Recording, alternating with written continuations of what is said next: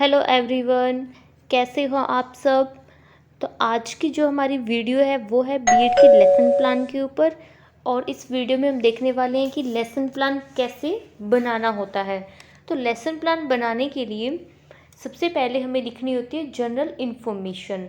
और general information में आपको क्या क्या लिखना है, जैसे कि सबसे पहले आपको लिखनी होती है डेट। उसके बाद आपको लिखना होता है प्यूपिल टीचर्स नेम, यहाँ पर आपको अपना खुद का नेम लिखना है।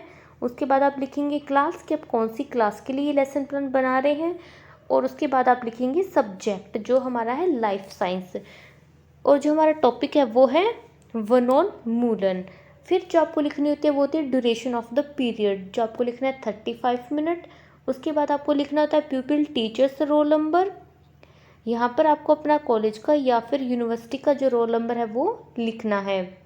उसके बाद आपको लिखनी होती है average age of the pupils. यहाँ पर आपको अपने क्लास के स्टूडेंट की एवरेज एज लिखनी है। तो आप जिस क्लास के लिए लेसन प्लान बना रहे हैं उस क्लास के स्टूडेंट की एवरेज एज आप यहाँ पर लिख देंगे।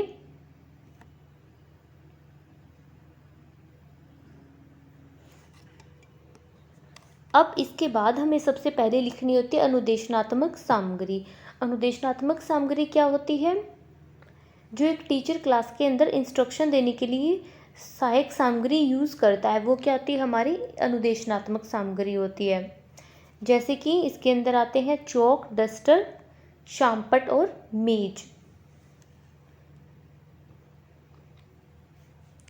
अब सेकंड हमें लिखने होते हैं शैक्षिक उद्देश्य।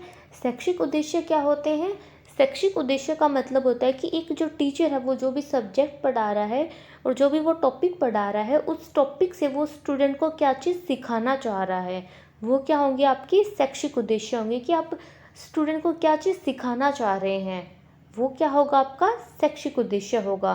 तो पहला होता है ज्ञान, कि इस टॉपिक को पढ़ने के बाद स्टूडेंट को किस चीज़ का ज्ञान होगा, वो क्या होगा, आपका ज्ञान संबंधी उद्देश्य। फिर आते हैं समझ संबंधी उद्देश्य, फिर आते हैं कौशल संबंधी उद्देश्य और फिर है प्रयोग संबंधी उद्देश्य। तो इस तरह से आपको शैक्षिक उद्देश्य लिखने हैं। फिर आता है पूर्व ज्ञान परीक्षण। कोई भी टॉपिक पढ़ाने से पहले आपको सबसे पहले स्टूडेंट का पूर्व ज्ञान परीक्षण करना है, जिससे क्या है, एक टीचर को पता चलता है कि स्टूडेंट को पहले से उस चीज़ के बारे में कितना पता है और आपको उन्हें कितना और बताना है। तो इसके लिए आप स्टूडेंट से क्वेश्चंस पूछेंगे उस टॉपिक से रिलेटेड। तो आपको क्वेश्चंस इस तरह से पूछने कि वो उस टॉपिक से रिलेटेड हो। अब आती है उपविषय की घोषणा। अब जो क्या है, अब आप स्टूडेंट को बताएंगे कि आज जो क्या हम कौन सा टॉपिक पढ़ने वाले हैं। आपको पहले उनकी प्रीवियस नॉलेज टेस्ट करनी है, उसके बाद उन्हें बताना है कि आज हम कौन सा टॉपिक पढ़ने वाले हैं। तो अब आगे आती है प्रस्तुतिकरण। अब जो कि आपका जो भी टॉपिक है उसको आप डिटेल से एक्सप्लेन करेंगे। और इसके लिए जो कि है आपको 4 कॉलम्स बनाने हैं।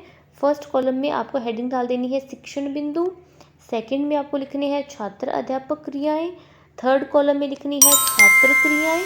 और फोर्थ कॉलम में आपको लिखना है शामपट कार्य।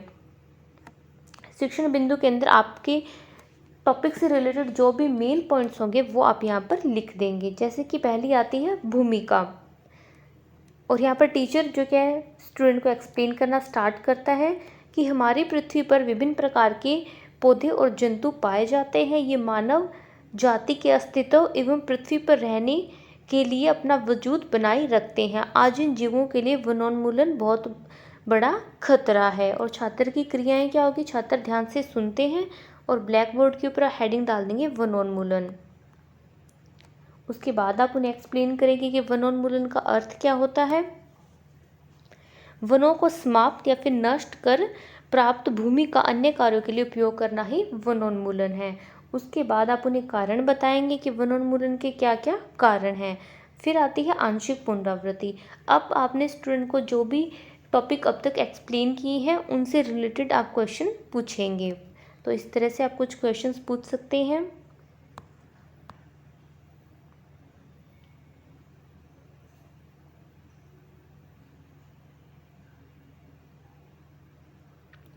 अब आप उन्हें बताएंगे वनोन्मूलन के परिणाम। यहाँ पर आप हेडिंग डाल देना परिणाम।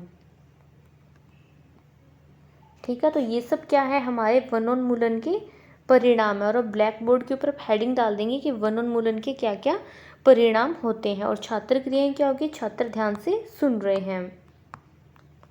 तो इस तरह से मैंने कुछ वनोन्मूलन के परिणाम लिखे हैं कि जब हम पेड़ों की ज़्यादा कटाई कर देते हैं तो उससे क्या क्या हमें हानि हो सकती है। जैसे कि वनोन्मूलन से मृदा की जो जल धारण क्षमता है वो कम हो जाती है। वनोन्मूलन से मृदा में रहने वाले अनेक जीवों की प्रजातियां विलुप्त हो जाती हैं। वनोन्मूलन के कारण पर्यावरण असंतुलन बदला जा रहा है।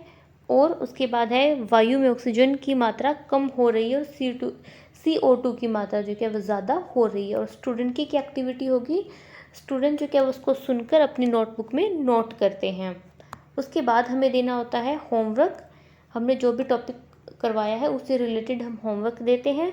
जैसे कि यहाँ पर हम टीचर, अब हमें देना होता है होमवर्क, जो भी टॉपिक हमने करवाया है उससे रिलेटेड हम होमवर्क देते हैं।